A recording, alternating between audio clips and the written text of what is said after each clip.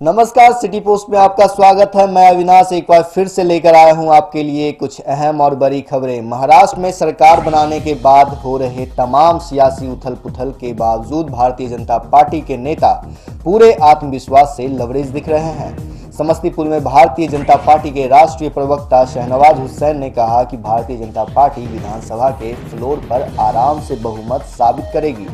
हुसैन ने कहा कि अगर शिवसेना, एनसीपी और कांग्रेस वाले अपने आप को राजनीतिक पंडित समझते होंगे तो उन्हें समझना चाहिए कि यहाँ भी नरेंद्र मोदी और अमित शाह हैं और मोदी अमित शाह है तो सब मुमकिन है।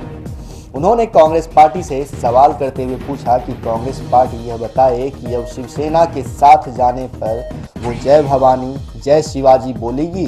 कांग्रेस पार्टी यह बताए कि वो वीर सावरकर पर गर्व करेगी कि नहीं। कांग्रेस पार्टी यह बताए कि बाला साहब ठाकरे का जो विचार कांग्रेस के प्रति था उन विचारों से सहमत होगी कि नहीं। पूर्व केंद्रीय मंत्री ने कांग्रेस से सवाल किया कि लोकसभा चुनाव के दौरान राहुल गांधी को लेकर उद्धव ठाकरे के द्वारा दिया गया था जिसका विरोध भाजपा अभी भी कर रही है, जो अब शब्द उद्धव ठाकरे के द्वारा राहुल गांधी को कहा गया था वह वापस लिया कि नहीं।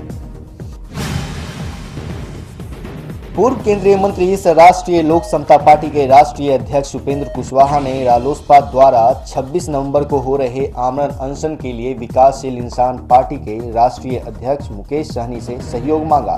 इस सिलसिले में उपेंद्र कुशवाहा रविवार को वीआईपी के फ्रेजर रोड स्थित प्रदेश कार्यालय में जाकर मुकेश सहनी से मुलाकात कर उनसे आमरण अनशन में शामिल होने के लिए निमंत्रण दिया, जिसे स्वीकार करते हुए वीआईपी पार्टी के मुखिया मुकेश सहनी ने आमरण अनशन को समर्थन करने की बात कही और कहा कि वे पूरी मजबूती के साथ उपेंद्र कुशवाहा के साथ खड़े रहे हैं। साथ ही उन्होंने अनशन में खुद भी शामिल होने की बात कही। इस मौके पर उपेंद्र कुशवाहा ने बिहार की नीतीश सरकार पर गंभीर आरोप लगाए। उन्होंने कहा कि बिहार सरकार का रवैया शिक्षा विरोधी है। वह चाहती ही नहीं कि प्रदेश में केंद्रीय विद्यालय की स्थापना हो। यही वजह है कि 1.5 साल पहले केंद्र सरकार द्वारा देश भर में जितने केंद्रीय विद्यालय स्वीकृत हुए थे सभी खुल गए और बिहार के हिस्से स्वीकृत अभी तक नहीं हुए। केंद्रीय विद्यालय राज्य सरकार के रवैये की वजह से आज तक नहीं खुल पाए हैं, जबकि केंद्र सरकार से पैसा मिल रहा है और लोग इस स्कूल के लिए जमीन देने को भी तैयार हैं। सभी जगह जा रहे हैं। हम मुकेश भाई से भी करने आए हैं, वीआईपी पार्टी के अध्यक्ष हैं, इनसे भी आग्रह करने आए कि शिक्षा जो बिहार में बर्बाद है और खास करके बिहार सरकार के रवैया के कारण हमने कुछ डिमांड रखा है बिहार सरकार के सामने, और ये डिमांड कोई नया नहीं है, पुराना डिमांड है। जब हम मंत्री थे भारत सरकार में उस वक्त केंद्रीय विद्यालय देश भर में 13 एक साथ सेंक्शन हुए थे, जिसमें 11 बिहार से बाहर के थे, 2 बिहार के। 11 जो बिहार से बाहर के थे लगभग सभी केंद्रीय विद्यालय में पिछले सत्र से पढ़ाई शुरू हो गई और बिहार में अभी तक कुछ नहीं हो पाया।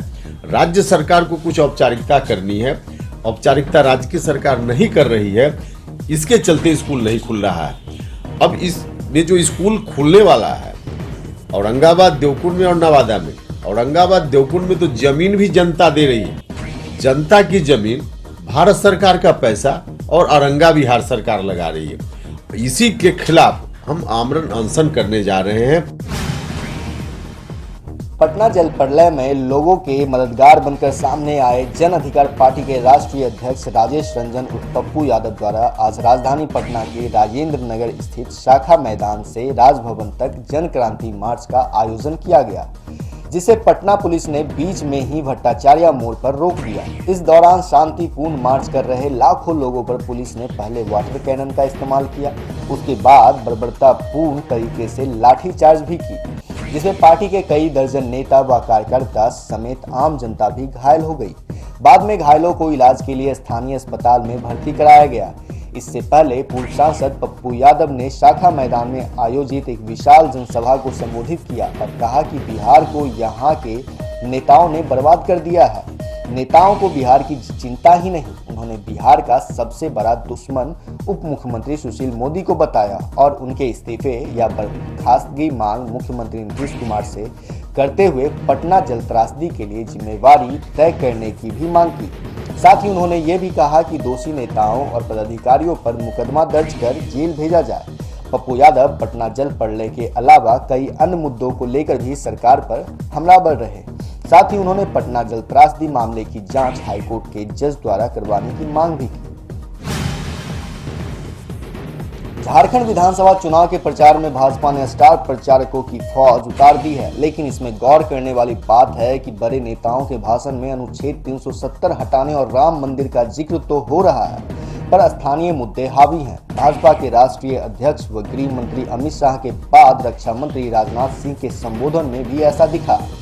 रविवार को भगवनाथपुर विधानसभा क्षेत्र से भाजपा प्रत्याशी भानु प्रताप शाही के पक्ष में गढ़वा जिला के रमना हाई स्कूल के मैदान में चुनावी सभा को संबोधित करते हुए रक्षा मंत्री ने कहा कि पिछले 5 वर्षों से पूर्ण बहुमत वाली सरकार के मंत्री और नेता पर भ्रष्टाचार का कोई आरोप नहीं लगा।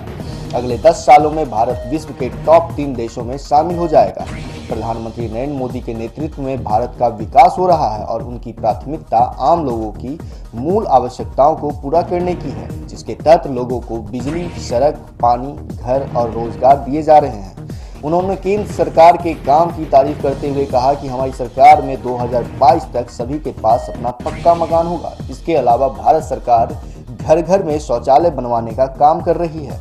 लगभग 15 मिनट के भाषण के दौरान उन्होंने कहा कि महिलाओं को गैस सिलेंडर और मुफ्त चूल्हे भी दिए जा रहे हैं। देश का कोई टोला और कोई गांव नहीं बचेगा जहां पक्की सड़क नहीं होगी।